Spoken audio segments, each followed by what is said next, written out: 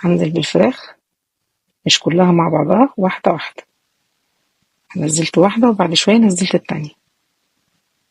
هسيبها على النار، مقلبهاش عشان الكفر بتاعها ما يسقطش، وما توطوش النار، خلي النار عالية لحد ما استوت. الزيت كان زي الفل. اهم حاجة بقى لما تطلعوها بلاش تحطوها على ورق مناديل، حطوها على شبكة تحتها طبق، هتنزل الزيت الزيادة منها وفي نفس الوقت تفضل مقرمشة. ده اهم حاجة في الخطوات كلها، ما تتحطش على ورق مناديل عشان بيطريها. احنا عايزينها تفضل مقرمشة ولذيذة لحد اخر وقت. هنعمل بقى الصوص بتاعها اللي هو سويت تشيلي صوص.